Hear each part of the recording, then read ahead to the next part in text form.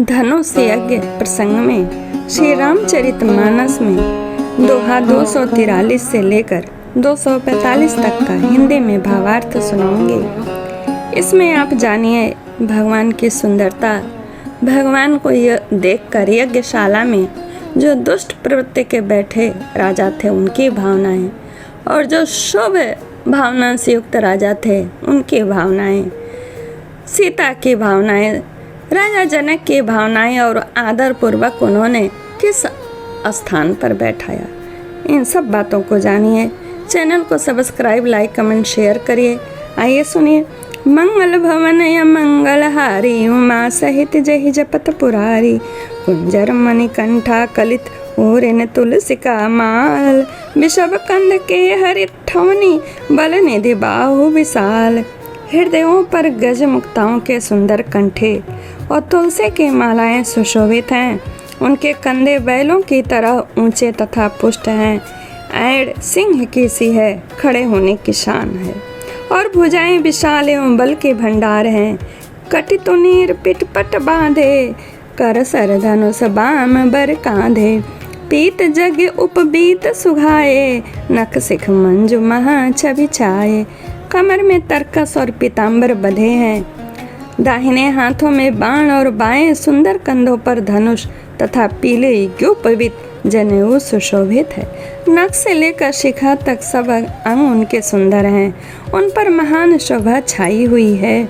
देख लोग सब भय सुखारे, एकटक लोचन चलत न तारे। हर से जनक देख दो भाई, मुनि पद कमल गहे तब जाई।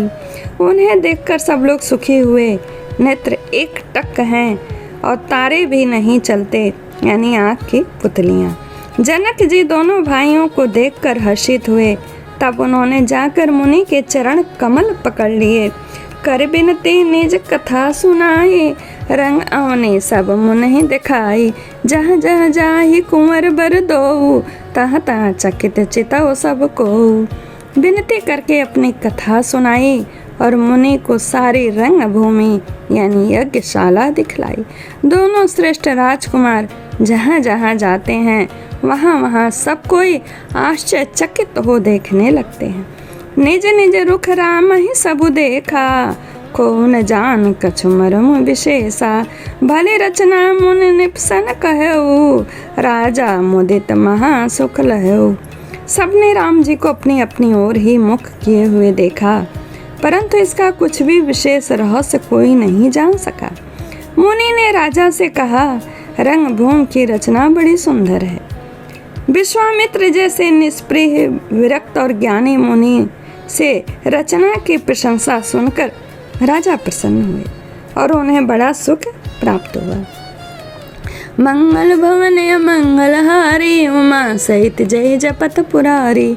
सब मंचन में मंचो एक सुंदर बिसद विशाल, मुनि समेत दो बंधु तह बैठा रे महिपाल। सब मंचों से एक मंच अधिक सुंदर, उज्जवल और विशाल था। राजा ने मुनि सहित दोनों भाइयों को उस पर बैठाया, पर वहीं देख सबने पिए हारे। जनु राके सुदय भय तारे, अस प्रतीति सबके मन माही, राम चाप तोर बसक नाही।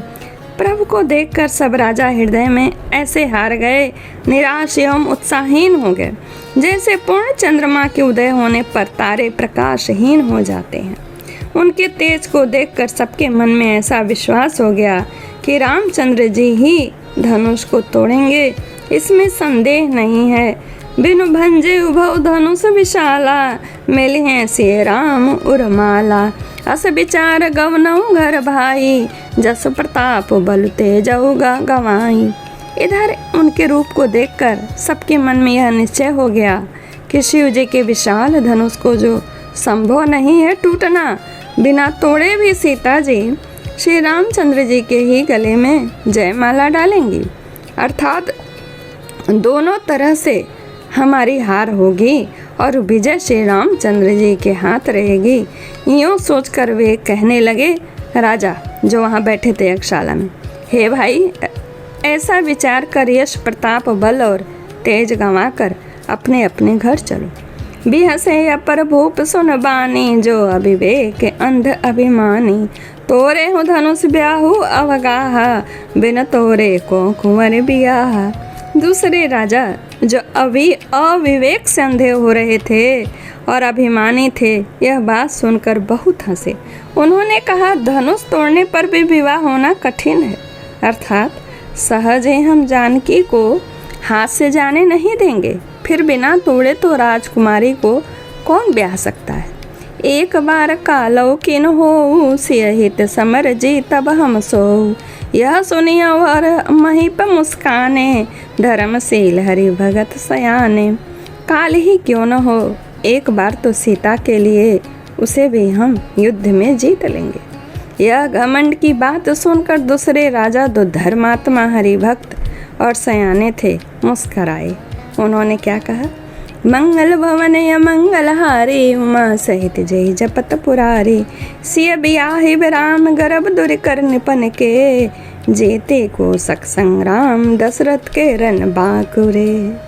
उन्होंने कहा, जो भगत राजा थे, उन्होंने क्या कहा, राजाओं के गर्व दूर करके जो धनुष किसी से नहीं टूट सकेगा, उसे तोड़कर श्री रामचंद्र जी सीता जी को ही ब्याहेंगे। रही युद्ध की बात सो, महाराज दशरथ के रण में बाके पुत्रों को युद्ध में तो जीत ही कौन सकता। आप लोग व्यर्थ में बोल रहे हैं। कैसे?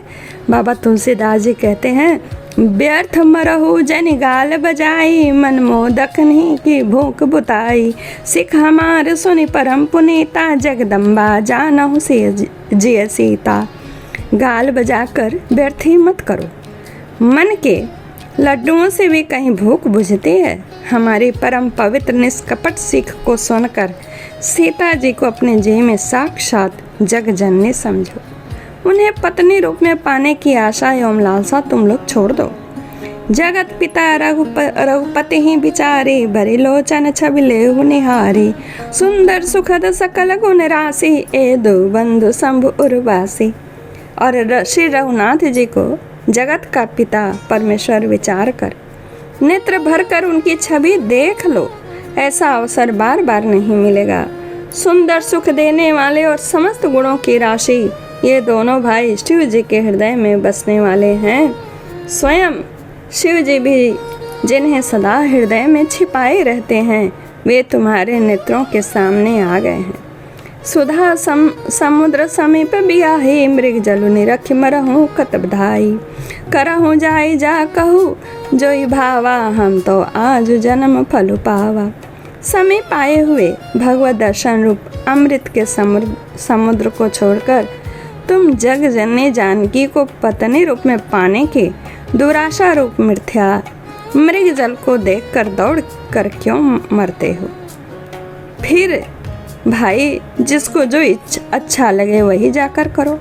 हमने तो श्री रामचंद्र जी के दर्शन करके आज जन्म लेने का फल पा लिया।